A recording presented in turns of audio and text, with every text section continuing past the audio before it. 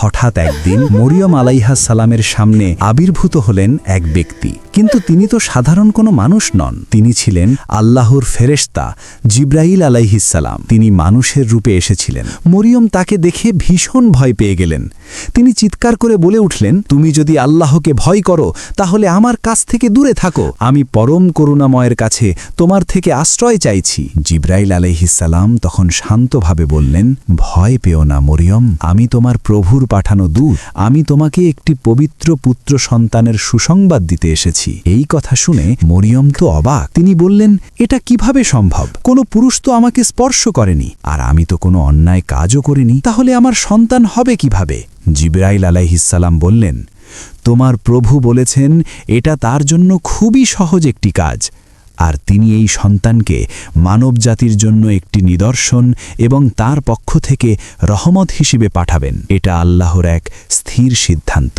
এরপর জিবরাইল আলাইহিস সালাম মরিয়মের জামার হাতায় ফু দিলেন, আর আল্লাহর হুকুমে সেই ফু তার গর্ভে প্রবেশ করল। অলৌকিকভাবে তিনি গর্ভবতী হয়ে গেলেন। সমাজের লোকেরা কি বলবে এই ভয়ে মরিয়ম লোকালয় থেকে অনেক দূরে চলে গেলেন। নির্জন এক জায়গায় থাকতে শুরু করলেন।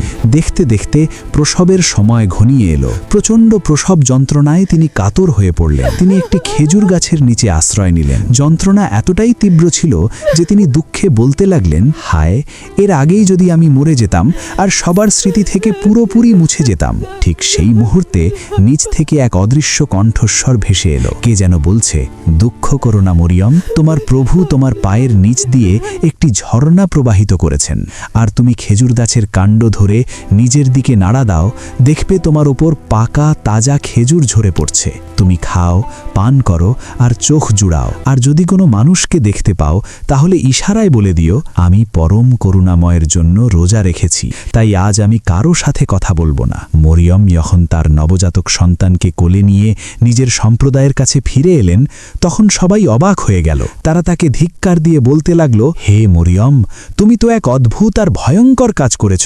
হে হারুনের বোন, তোমার বাবা তো কোনো খারাপ লোক ছিলেন না, আর তোমার মাও তো কোনো অন্যায়কারী নারী ছিলেন না, তাহলে তুমি এটা কি করলে? মরিয়ম কোনো উত্তর দিলেন না। তিনি শুধু তার কোলের শিশুর দিকে ইশারা করলেন। লোকেরা আরও রেগে গিয়ে বলল, আমরা এই দুধের শিশুর সাথে কিভাবে কথা বলবো?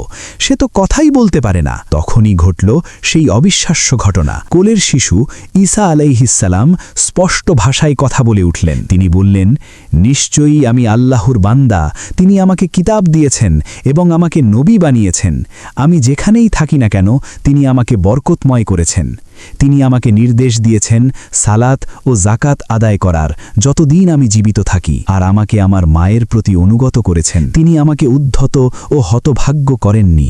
আমার উপর শান্তি বর্ষিত হোক যেদিন আমি জন্মগ্রহণ করেছি, যেদিন আমি মৃত্যুবরণ করব, এবং যেদিন আমাকে জীবিত অবস্থায় আবার ওঠানো হবে। এই অলৌকিক ঘটনা দেখে সবাই অবাক হয়ে গেল। তারা বুঝতে পারল এটা সাধারণ কোনো শিশু নয়, এ হলো আল্লাহর পক্ষ থেকে এক বিশেষ নিদর্শন। ঈসা আলাইহিস সালামের জন্ম ছিল এক অলৌকিক ঘটনা, যা প্রমাণ করে যে আল্লাহ যা ইচ্ছা তাই করতে পারেন, তার জন্য কোনো কিছুই অসম্ভব নয়।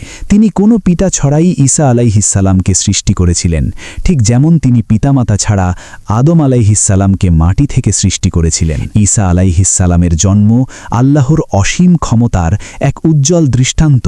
তিনি এসেছিলেন মানবজাতিকে সঠিক পথ দেখাতে এবং আল্লাহর একত্ববাদের বাণী প্রচার করতে। বন্ধুরা, এই ছিল ঈসা আলাইহিস সালামের অলৌকিক কাহিনী, যা পবিত্র কুরআনে বর্ণিত হয়েছে। এই ঘটনা আমাদের শেখায় যে আল্লাহর ক্ষমতার কোনো সীমা নেই এবং তার পরিকল্পনা সবসময়ই নিখুঁত। ভিডিওটি ভালো লাগলে লাইক করুন এবং আপনার বন্ধুদের সাথে শেয়ার করে এই শিক্ষণীয় বার্তাটি ছড়িয়ে দিন। আমাদের চ্যানেলে সাবস্ক্রাইব করে সাথেই থাকুন। ধন্যবাদ।